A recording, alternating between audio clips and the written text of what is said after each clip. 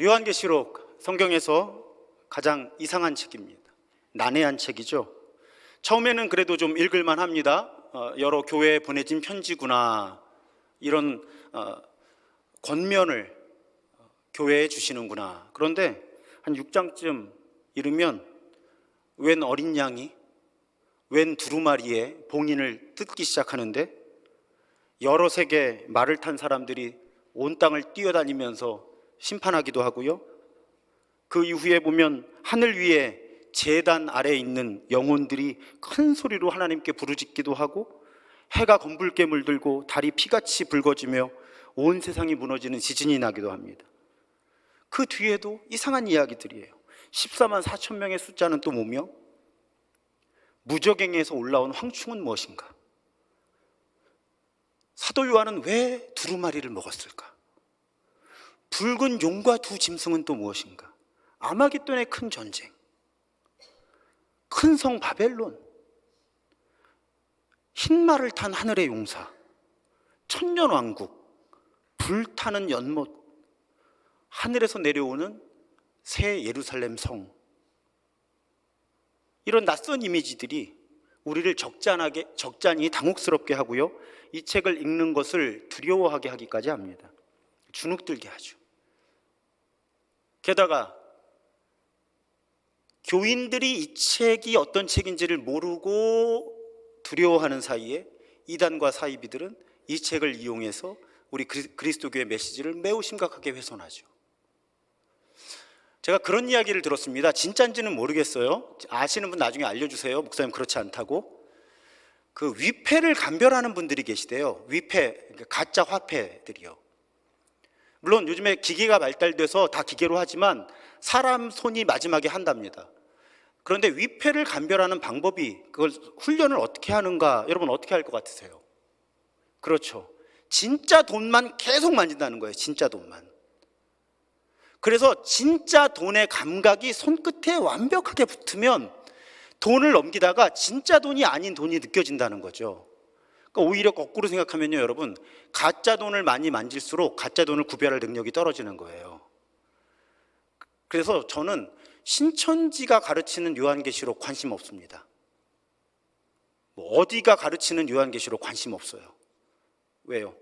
진짜 요한계시록이 어떤 책인가에 줄기를 딱 붙들고 있으면 그거 아니면 이상한 거잖아요. 그러니까 이단 사이비는 아닐지언정 이상한 거잖아요. 의심해 볼 수 있잖아요. 그러니까 요한계시록이 정말 어떤 책인지를 우리 교회에서 나누고 싶었던 거예요. 근데 미리 양해를 구하면요, 보통 교회에서 주일 오전 예배 때 할 수 있는 설교는 아니에요. 이런 내용은 성경 공부 시간에 성경 공부하고 싶은 사람들이 따로 모여 있을 때 사실은 강의할 수 있는 내용입니다. 근데 왜 주일 예배 때 굳이 제가 이 설교를 하기로 결심을 했는가? 여러분도 부담스럽고 저도 부담스러운데 이유는 아주 단순합니다. 대부분의 지금 한국 교회들 주일 낮 예배, 오전 예배를 드리는 인원에 제가 볼 때는 20% 정도 이내가 주중 성경 공부가 가능한 거예요.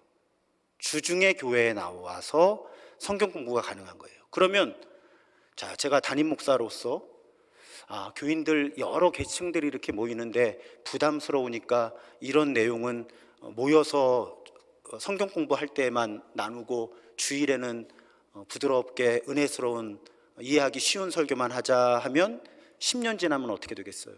우리 교회의 80%의 성도들은 여전히 요한계시록이 어떤 책인지를 모르게 되는 거예요. 그래서 결심을 했습니다. 본래 교회에 성장하려면 이렇게 하면 안 됩니다. 주일에 많은 사람이 모일 때는 부담이 되지 않는 부드러운, 소위 말하는 전통적인 은혜스러운 설교를 해주고, 수요 예배나 이런 주중 성경 공부 때 어려운 얘기를 해야 교회를 성장시킬 수 있습니다. 근데 제가 연어잖아요. 물살을 거스러 오르는. 정말 중요한 건 교회 성장이 아니라 우리 교회가 어떤 교회가 되느냐는 거잖아요. 그래서 그런 이론 무시하고, 그래도 신도중앙교회 교인이면 알아야만 하는 것들 그냥 주일 오전 설교 시간에 소화를 하기로 결심을 한 거예요.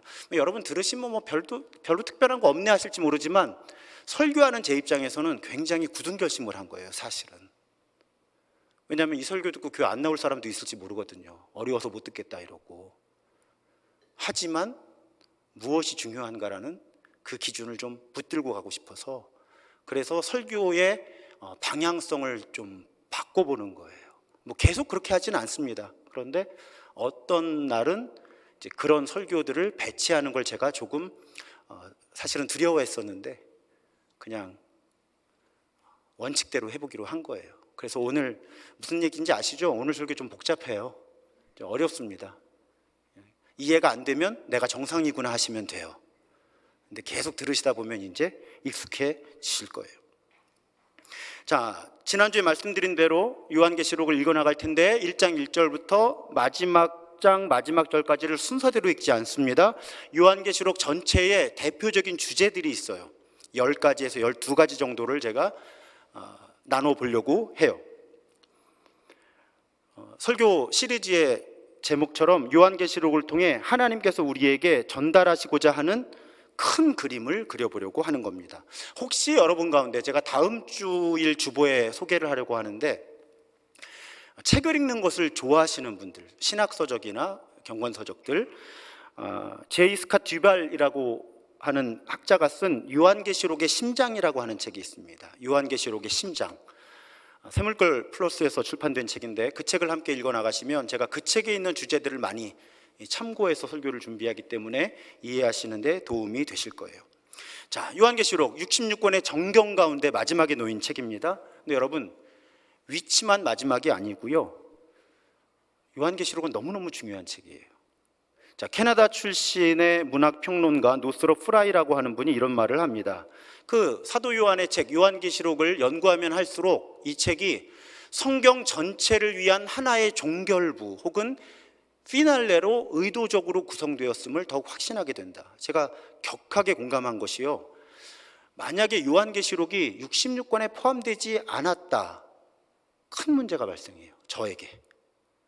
또 66권에 포함이 되기는 했으나 요한계시록이 맨 끝이 아니라 중간 어딘가에 위치를 해도 제가 성경을 해석하는 틀이 매우 심각하게 변화를 해야 하는 거예요. 그러니까 요한계시록은 66권의 정경 가운데 포함되어야만 하는 책일 뿐만 아니라 지금 66권의 마지막에 놓여야만 하는 책인 거예요. 창세기 1장 1절에서 하늘과 땅을 창조하신 하나님이 성경의 마지막 장에서 새하늘과 새 땅을 창조하시는 이야기로 끝나야 성경의 틀이 나오는 거예요. 창조에서 시작해서 새 창조로 완성되는 하나님 나라의 이야기.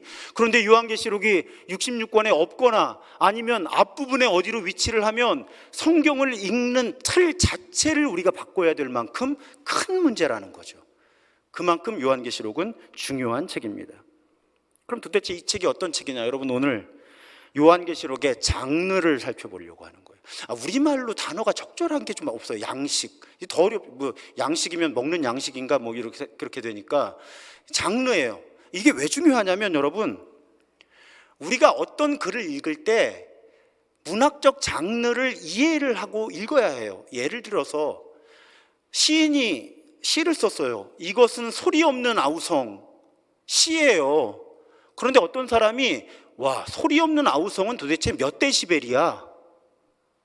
주파수가 몇 데시벨이면 소리 없는 아우성이지? 가청 주파수는 20에서 2만인데 이런 식으로 접근한다고 생각해 보세요. 문해력이 꽝인 거잖아요. 소리 없는 아우성이라는 건 시란 말이에요. 데시벨을 측정하자는 얘기가 아니에요. 글을, 장르를 이해하고 읽어야 되는 거예요. 성경도 마찬가지라는 거죠. 시는 시고 편지는 편지고 역사책은 역사책인 거예요. 하나님의 말씀이죠, 성경이. 그런데 성경을 사람의 글로 주셨잖아요. 그러니까 하나님이 하나님의 말씀을 사람의 글에 담아주셨기 때문에 이 성경 역시 문학적 특성을 갖는 거예요. 그 문학적 특성을 이해하면 할수록 하나님이 왜 그 메시지를 이런 형태로 성경에 기록해 주셨는지를 넓고 깊게 이해할 수가 있는 거죠. 특히 요한계시록처럼 난해한 책은 장르를 이해하는 것이 매우 필수적입니다. 그런데 요한계시록의 장르를 이해하기가 쉽지 않은 거예요. 기본적으로 요한계시록은요, 혼성문서라고 불러요. 하이브리드 다큐멘트. 장르가 하나만 있는 게 아닌 거예요. 섞여 있는 거예요. 몇 개의 장르가 딱 읽으면 확 느껴지지 않는 거죠. 이게 어떤 책인지. 그런데 이 부분이 너무너무 중요해서 요한계시록이 1장 앞부분에서 장르를 스스로 우리에게 일깨워 줍니다. 하나님이 일러주시고 시작하는 거예요. 야, 지금부터 요한계시록이 시작되는데 이 책의 장르는 이거다 하고 하나님이 일러주시고 요한계시록이 시작돼요. 1장 1절에 이것은 예수 그리스도의 계시입니다. 여러분, 계시 혹은 묵시라고 번역이 되는 저 단어는 문학 장르를 의미할 수 있는 단어예요. 1장 1절에서 알려주는 거예요. 자, 지금부터 말씀을 들을 텐데 이 말씀의 장르는 계시 혹은 묵시 문학입니다 하고 1장 1절에서 알려주고 시작하시는 거죠, 하나님이. 3절에 보면 이 예언의 말씀을 읽는 사람과 듣는 사람들과 일러주시는 거예요. 이 책은 예언의 말씀의 그 전통, 예언서의 전통을 이어가는 말씀입니다. 또 4절에 나 요한은 아시아에 있는 7 교회에 편지를 씁니다. 이 글은 편지의 형태를 취하고 있습니다. 이렇게 1장의 앞부분에서 일러주고 시작하시는 거예요. 왜? 이 이해가 요한계시록을 이해하는데 너무너무 중요하기 때문에. 그래서 이 세 단어를 딱 합치면 학자들은 요한계시록의 장르를 이렇게 분류합니다. 회람서신의 성격을 가진 묵시예언. 자, 묵시예언이라는 거예요. 계시예언 혹은 묵시예언. 근데 이게 회람. 자, 여기 있는 젊은 세대들은 회람이 뭔지 모를 거예요. 제가 학교 다닐 때 중고등학교 때까지 회람이라는 걸 봤습니다. 교무실에서 어떤 선생님이 회람 문서를 만들어요. 그럼 1학년 1반부터 5반까지, 2학년 1반부터 10반까지 쭉 칸이 있어요. 그러면 1학년 1반 선생님이 그 편지를 읽으면, 문서를 읽으면 1학년 1반 칸에다 서명을 하는 거예요. 그리고 1학년 2반 선생님한테 줘요.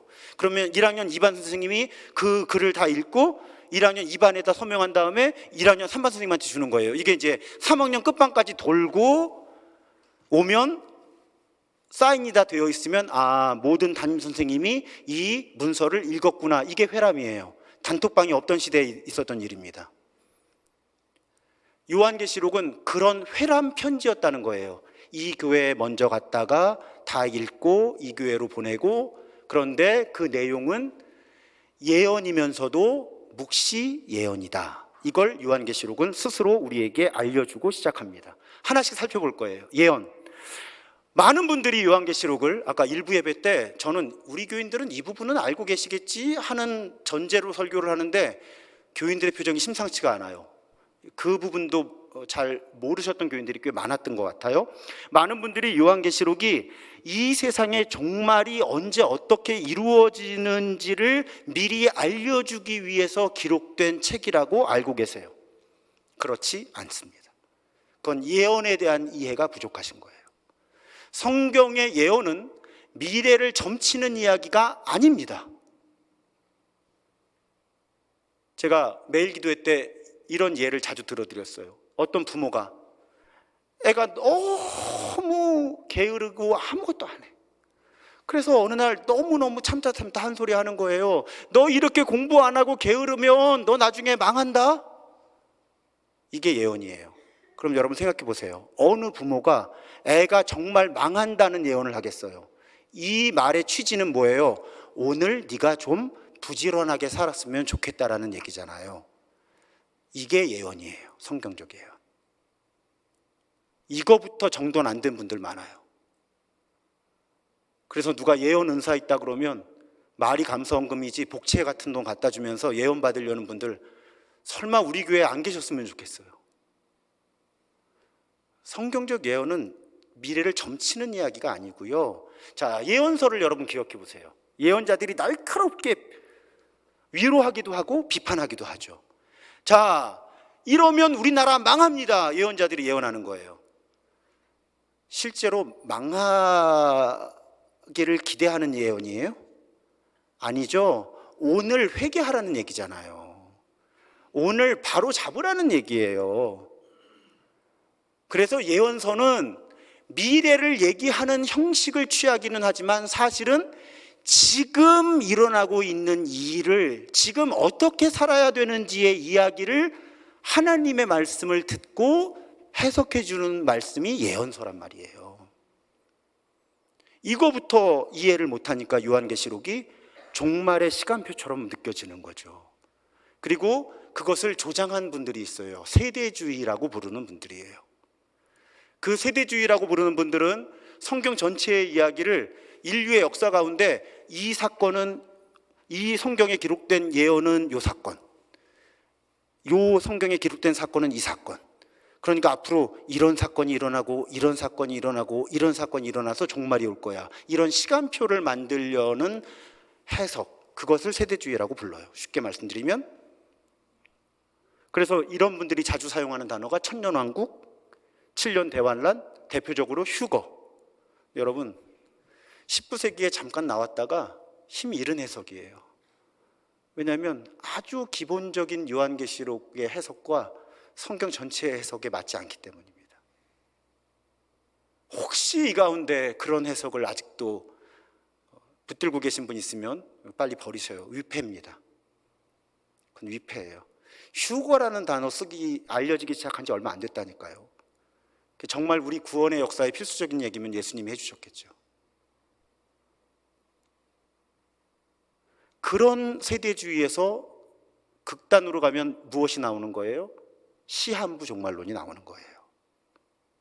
시한부 종말론이 나오는 이유는 성경을 제대로 해석하는 법을 몰라서 나오는 거예요. 한국교회도 그 영향을 좀 받았었죠. 지금은 많이 벗어나고 있지만요. 그래서 여러분, 요한계시록은 예언의 전통에 서 있습니다. 미래의 이야기를 하는 것처럼 보이지만 미래의 이야기를 하는 의도는 단순해요. 지금 잘 살고 있는 사람들 격려해 주는 거예요. 계속 그렇게 살아가라고. 지금 삐딱하게 살아가고 있는 사람들에게 경고하는 거예요. 지금 바로 잡지 않으면 심판을 받을 수 있다. 그것이 요한계시록이 예언자적 전통에 있기 때문에 전달하고자 하는 메시지라는 거죠. 그래서 여러분, 다시 말씀드리지만 요한계시록을 종말의 시간표로 해석해서는 절대 안 됩니다. 성경의 기본적인 장르와 성경 전체의 흐름을 왜곡하는 거예요. 다시 말씀드려요. 지금, 그러니까 이 편지를 처음 받았던 초대 교인들, 또 지금 요한계시록을 읽고 있는 우리, 지금 어떻게 살아야 되는지에 관한 말씀이에요. 지금 믿음으로 살고 있다면 힘들어도 믿음을 지켜라. 지금 믿음의 길에서 벗어나 있다면 빨리 바로잡자. 그 메시지를 우리에게 주기 위해서 요한계시록은 기록되었고 오늘 우리에게 전달된 겁니다. 그런데 이런 예언, 하나님의 말씀을 받아서 전달하는 방식 가운데 하나가 계시 혹은 묵시라는 장르인 거예요. 계시, 묵시로 번역되는 헬라어 아포칼립시스인데 이렇게 베일을 벗다, 감추어져 있던 것들이 드러나다, 이런 의미입니다. 요한계시록이 스스로를 계시라고 부르면서 시작하는데, 물론 요한계시록은 이것을 문학 장르로 규정하고 있지는 않아요. 그런데 여러분 이렇게 생각하시면 돼요. 예수님이 이 땅에 오시기 약 200~300년 전부터 예수님이 오신 이후 100년, 200년 사이에 이 팔레스타인에는 묵시 문학이라고 분류되는 장르가 유행했다는 거예요. 그러면 우리는 합리적인 추론을 할 수 있는 거예요. 그런데 이 요한계시록도 그 묵시 문학의 장르의 특징들을 그대로 갖거든요. 그러면 다른 묵시 문학들하고 함께 읽어나가면 이 요한계시록이 본래 어떤 메시지를 담고 있는지를 이해할 수 있지 않을까. 그래서 학자들이 아주 오랜 기간 동안 묵시 문학 연구를 한 겁니다. 그러면 묵시문학이라고 하는 글들을 연구를 했더니 어떤 특징이 있느냐? 요한계시록하고 거의 같은 틀의 세계관이 거기 담겨 있어요. 그 세계관이 무엇인가 하면 굉장히 세상을 단순한 논리로 봅니다. 흑백 논리로 보는 거예요. 선과 악. 저거요, 제가 그냥 이걸 교인들한테 어떻게 설명하지 하다가 손으로 막 아이패드에다 그려본 건데 사실은 본래 의도는 저 그림을 교역자들이 보고 좀 예쁘게 그려주지 않을까 했는데 다들 바쁘셨나 봐요. 그냥 저 그림을 보여주셔. 온 세상에 선과 악이 가득한 거예요. 그래서 하늘의 세상에서 선과 악의 갈등과 전투가 끊임없이 일어나고 있는 거예요. 그런데 공간적으로 볼 때 하늘의 세상과 이 땅의 세상이 서로 연결되어 있어서 하늘에서 일어나는 전쟁이 이 땅에서도 일어나는 거예요. 그래서 묵시문학은 이 세상이 왜 이렇게 복잡하고 어렵고 전쟁과 갈등이 끊이질 않느냐, 이 세상에 선과 악이 있는데 그 선과 악이 하늘에서 끊임없이 충돌을 하고 그 충돌이 이 땅까지 영향을 미쳐서 이 땅에 고난이, 전쟁이 끊이지 않는다. 그 세계관을 이 묵시문학이 보여주는 거예요. 그런데 공간만 그렇게 두 가지가 아니라 시간도 두 가지라는 거예요. 지금 살고 있는 시대가 있고요, 앞에서 다가오는 시대가 있어요. 근데 이것도 이분법적이에요. 지금 살아가고 있는 이 시대는 악과 불의와 억압과 핍박이 가득하다는 거예요. 비관적이에요. 인간들이 노력해서 해결되지 않는다는 거예요. 절망할 수밖에 없어요. 그런데 묵시문학은 오는 시대가 있다는 걸 계속 가르쳐줘요.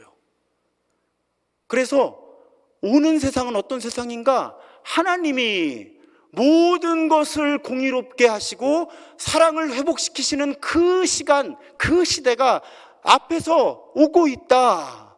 이 메시지를 담아내는 거예요, 묵시문학은. 이해가 되시죠, 이제? 공간적으로는 이 땅과 하늘 세상, 시간적으로는 지금 살고 있는 시간과 다가오는 시간이 서로 영향을 많이 주고받고 있는데 가장 근본적인 싸움은 온 우주에 가득한 선과 악의 충돌. 그래서 이 땅에서 믿음으로 살아가는 사람들이 고통을 받는 이유는 악이 존재하고 선과 악의 충돌이 이루어지고 있기 때문에. 그런데 믿음을 지켜야 하는 거예요. 왜? 지금은 비록 고난을 받지만 다가오는 시간은 하나님이 모든 것을 회복하시고 구원하시고 공의와 사랑을 회복시키시는 시간이 다가오고 있으니까 그 다가오는 시간에 소망을 두고 오늘 선한 길을 걷는, 믿음의 길을 걷는 사람이 되자. 이것이 묵시문학이라는 장르가 갖고 있는 구조예요. 그 구조가 주는, 세계관이 주는 메시지라는 말씀이죠. 제가 표정들을 보니까 너무너무 지금 이해를 잘하고 계시거나 이해하는 척하고 계신 거예요. 오늘 이해 안 하셔도 돼요. 어차피 요한계시록 쭉 읽어나가다 보면 그 말씀이 무슨 말씀이었구나 깨닫는 순간이 반드시 오게 돼 있어요. 그런데 이런 묵시 예언이 편지, 회람되는 편지의 형태로 기록이 되었다는 거죠. 사실은 요한계시록이라는 명칭은 저는 정당하지 않다고 봅니다. 왜요? 1장 1절에 어떻게 기록하고 있어요? 예수 그리스도의 계시라고요. 이 편지를 쓰신 분은 예수님인 거예요. 요한은 대필자가 되었을 뿐이죠. 예수님의 편지인 거예요. 당시 초대교회, 일곱교회, 또 이 땅의 모든 교회, 우리들에게 예수님이 보내신 편지라는 말씀이에요. 근데 여러분, 그럼 이렇게 생각해 보죠. 합리적인 추론이에요, 이것도. 제가 볼 때는. 자, 편지라고 말씀드렸어요. 언어가 굉장히 상징성이 강해요. 이미지도 강해요. 그래서 여러분, 요한계시록을 묘사하고 있는 현대적인 미술 작품들을 보면 굉장히 신비하고 난해하고 모호합니다. 이런 그림들이에요. 그래도 이건 좀 나아요. 말들이 뛰어다니고 있고. 자, 다음 그림 보세요. 이런 하늘의 예배. 또, 자, 뭔지도 모르시겠죠. 제가 볼 땐 이 작품이 제일 요한계시록을 잘 드러내고 있어요. 뭔지 모르겠잖아요. 자, 문제는 편지인데 무슨 말인지 모르겠고 굉장히 상징성이 강한 언어들과 이미지들이 가득 차 있다는 거예요. 근데 여러분, 우리 합리적으로 한번 추론해 볼게요. 자, 요한계시록이 암호로 가득한 것처럼 보여요. 근데 예를 들어 드릴게요. 제가 권석봉 장로님께 편지를 쓴다고 생각해 보세요. 근데 다른 사람들이 보면 조금 곤란해, 내용이. 그래서 글을 좀 모호하게 쓴다고 생각해 보세요. 하지만 여러분, 적어도 제가 권석봉 장로님께 보내는 편지라면 권석봉 장로님은 이해할 수 있는 언어가 아닐까요? 우리 합리적으로 생각해 보자고요. 예수님이 지금 7교회에, 그러니까 7이 완전수니까 모든 교회에 보내시는 편지예요. 근데 예수님이 이해할 수 없는 암호로 편지를 쓰실 이유가 있어요? 말이 안 되잖아요. 우리는 아주 합리적으로 추론할 수 있어요. 이 언어가 암호가 아니라는 거예요. 적어도 어떤 사람들에게? 그리스도인들과 교회에는 암호일 수가 없는 거예요. 암호를 왜 보내요? 사는 것도 힘든 사람들한테, 성경도 없던 사람들한테. 예수님의 의도는 분명합니다. 주변 사람들은 무슨 말인지 잘 모르는 암호를 이 편지를 받는 그리스도인들은 이해할 수 있는 글로 보내주신 거예요. 합리적이지 않나요, 여러분? 예를 들어 드릴게요. 빼앗긴 들에도 봄은 오는가. 아, 사랑하는 나의 님은 같습니다. 다 어떤 시들이에요? 소위 저항문학이라고 분류되는 시들이에요. 일본 제국 당국에서 볼 때 조금 애매합니다. 아, 나의 사랑하는 님은 같습니다. 님은 같지만 나는 그 님을 보내지 않았습니다. 저 실현당에서 쓴 시인데요. 하지만 우리는 알죠. 사실은 일본 사람들도 알아요. 이것이 주권을 강탈당한 조선 사람으로서의 아픔을 노래하고 있는 저항시라고 하는 거죠. 요한계시록의 언어는 이런 언어인 거예요. 요한계시록에 사용되는 언어와 이미지들의 아주 높은 비율이 구약성경에 있어요. 왜 여러분 우리에게 요한계시록이 어려울까요? 성경을 안 읽어서 구약성경에 가득한 언어와 이미지를 우리가 모르는 거예요. 그걸 모르고 요한계시록을 읽으니까 요한계시록이 암호처럼 느껴지는 거예요. 그런데 구약성경을 잘 읽어서 알고 있던 사람들에게 요한계시록의 이미지는 nothing new, 새로운 이미지가 아닌 거예요. 이미 구약에서 계속 반복적으로 제시되었던 이미지들이 종합 정리되어 있는 책이 요한계시록인 거죠. 그러니까 교회가 요한계시록을 정확하게 이해하지 못하고 설교하지 못하고 가르치지 못하니까, 그리고 플러스 성경을 너무너무 안 읽으니까 요한계시록이 부담스럽고 난해하고 어려운 책이 되었고, 그 틈을 이단과 사이비가 파고드는 거죠. 초대교회 교인들 구약 성경을 잘 이해하고 있고, 또 그 시대에는 묵시문학이 여러 책들이 있었다고 말씀드렸잖아요. 그 코드를 알고 있는 사람들에게 요한계시록은 결코 암호가 아니었다는 거죠. 우리도 말씀을 성실하게 공부하고 기도하면서 요한계시록을 읽어나가면 요한계시록의 언어가 암호가 아닌 언어가 되는 시점이 온다는 거예요. 그것을 위해서 이 시리즈를 강의를 하는 겁니다. 우리에게는 666 하면은 왠지 막 부담스럽잖아요. 바코드라고 한참 하더니 요즘은 또 QR코드라고도 하고. 그런데 여러분, 우리에게는 어렵지만 제가 나중에 그 부분 나오면 다시 말씀을 드릴 텐데, 초대교회는 성경을 필사했잖아요. 필사하는 사람들은 적어도 분명히 알고 있었습니다. 이 666의 의미를. 증거가 뭔지 아세요?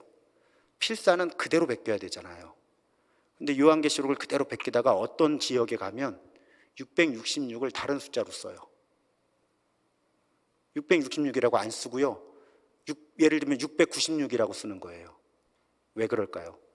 이 편지를 필사하는 사람은 666의 의미를 그냥 바로 알아챈 거예요. 그런데 그 지역에서는 666이라고 쓰면 그 지역 사람들이 이게 뭔지를 모를 수 있어. 그 지역에서 이 666의 의미를 드러내려면 696이라고 써야 이 지역의 사람들이 666의 의미를 이해하기에 유리하다 하면 필사하는 사람들이 696이라고 썼다는 거예요. 이해가 되시죠? 확실하게 무슨 의미인지. 암호가 아니었던 거예요. 성경을 아는 사람들, 하나님을 아는 사람들에게는 무슨 이야기인지 너무너무 선명한 가르침이었다는 거죠, 요한계시록이. 그래서 여러분, 요한계시록이 종말의 시간표라면 그냥 종말이 이렇게 오는구나 이해하면 됩니다. 하지만 오늘 본문 3절은 분명히 말씀해요. 이 예언의 말씀을 읽는 사람과 듣는 사람들과 그 안에 기록되어 있는 것을 지키는 사람들, 그래서 여러분 요한계시록은 어떻게 살아야 하는지에 대한 말씀이에요. 종말의 시간표가 아니라 지켜야 하는 말씀이라는 거죠. 스캇 듀발, 아까 소개했던 요한계시록의 심장이라는 책을 쓴 그분이 책에 이런 말을 합니다. 요한계시록은 끼워 맞춰야 할 말세에 관한 퍼즐이 아니라 하나님이 예비하신 미래의 견지에서 우리가 어떻게 신실하게 살 것인가에 관해 당시의 일곱 교회, 더 나아가서 모든 시대의 교회, 우리들에게까지 보내진 하나님의 편지다 하는 거죠. 종말의 시간표가 아니라는 거예요. 지금 어떻게 살아야 되는지에 관한 예수 그리스도의 편지다 하는 것입니다. 아까 저항문학 말씀드렸어요. 제가 유학에서 가서 공부할 때 요한계시록 한 학기를 들었어요. 그때 레포트를 쓸 때 굉장히 높은 점수를 받았습니다. 이유가 뭔가 하면 우리 민족이 일제강점기를 지난 지가 얼마 되지 않아서 요한계시록의 메시지를 이해하기가 굉장히 쉬워요. 근데 저와 함께 공부하던 미국 분들은 식민 지배를 당해본 적이 본토에서는 없기 때문에 이걸 잘 이해를 못하는 거예요. 아까 제가 빼앗긴 들에도 봄은 오는가, 아 나의 사랑하는 님은 같습니다. 여러분, 이런 저항 문학이 우리 일제강점기에 있었다는 거예요. 근데 요한계시록이 그런 책인 거죠. 시문의 그날이 오면 이상화의 빼앗긴 들에도 봄은 오는가, 그런 정서를 생각하시면 돼요. 로마 제국에서 볼 때는 이 말이 무슨 말일까, 또 알아챈다고 해도 문제 삼기 어려운, 그런데 그리스도인들이라면 다 이해할 수 있는 언어. 우리 저항문학의 시대를 읽으면 우리 조선 사람들, 한국인들이 어떤 마음을 품었을까요? 아, 우리 한국 사람이야, 저 일본 제국에 저항해야 돼, 우리나라 지켜내야 돼, 빼앗긴 나라 다시 독립운동에서 되찾아야 돼, 해방돼야 돼, 이런 마음을 저항문학을 읽었던 사람들이 가졌을 거예요. 요한계시록은 성도들, 우리들로 하여금 그런 마음을 품게 하는 책이에요. 예를 들어 드릴게요. 자, 초대교회 한 공동체를 여러분 상상을 해보세요. 초대교회 한 공동체, 몇 명 안 됐을 거예요. 한 20, 30명이라고 맥시멈 그렇게 한번 상상을 해보죠. 자, 그분들이 직장을 못 얻어요. 왜? 그리스도인이어서. 일을 해도 정당한 노동의 대가를 받지 못해요. 왜? 예수 믿어서. 장사를 해야 되는데 당신하고는 거래를 못 하겠대. 왜? 교인이어서. 여러분, 이 요한계시록을 처음 받아든 그리스도인들은 그런 삶을 살았던 사람들이에요. 계속 반복돼서 설명을 드리겠지만, 우상을 숭배하는 이방 신들의 신전에 가서 그 신을 예배하면서 동시에 로마의 황제를 주님이라고 불러야 도장을 찍어주는 거예요.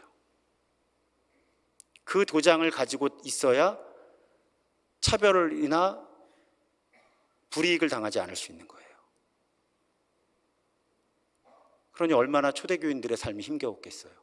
게다가 황제가 바뀌었거나 황제가 갑자기 정책을 바꾸면 같이 교회를 이루고 있던 사람 중에 누군가가 잡혀가는 거예요.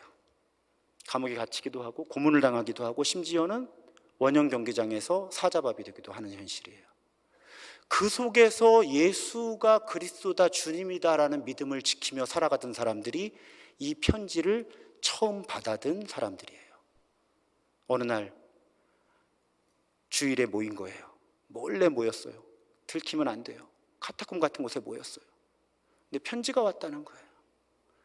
그래서 그 중에 글을 읽을 줄 아는 분이 그 편지를 읽어주는데 이렇게 시작하는 거예요. 예수 그리스도의 계시다. 오, 예수님이 우리한테 보내신 편지야. 그리고 그 편지를 쭉 읽어나가는데 그 편지를 듣고 있던 교인들이 갑자기 한 사람, 두 사람 눈물을 뚝뚝 흘리기 시작하는 거예요. 우리가 지금 이렇게 고통스러운 삶을 사는 것, 예수를 그리스도 주님이라고 부르기 때문에 이렇게 힘겨운 삶을 사는 것이 선과 악의 투쟁 가운데서 일어나고 있는 일이구나. 그런데 주님이 다 아시는구나. 그래서 우리가 이 믿음을 신실하게 지키면 새하늘과 새 땅의 삶이 우리에게 주어지는구나. 그래. 가난하게 살아도, 차별당하고 박해받고 그렇게 살아도 우리 예수를 그리스도라고 주님이라고 고백하면서 그렇게 믿음을 지켜서 살자. 부흥회가 시작되었을 거예요. 이 말씀을 들은 사람들이. 여러분, 요한계시록은 그런 책이에요. 이제 앞으로 한 주제씩 우리 함께 살펴볼 텐데, 설교자로서 저는 그렇게 기도합니다. 이 처음 그리스도인들이 요한계시록을 처음 들을 때 일어났던 영적인 사건이 우리들에게도 일어나게 하여 주옵소서. 우리의 영적인 눈이 밝아지는 거예요. 아, 지금 이 세상에 이런 일들이 일어나는 것 영적인 전쟁이구나. 하나님은 이런 일을 이루시려고 하는데 악한 영이 권력들을 이용해서 이런 일들을 하고 있기 때문에 지금 이 세상이 이렇게 망가지고 있는 거구나. 그러면 나는 어떻게 살아야 할까? 믿음을 신실하게 지키며 살아야겠다. 왜?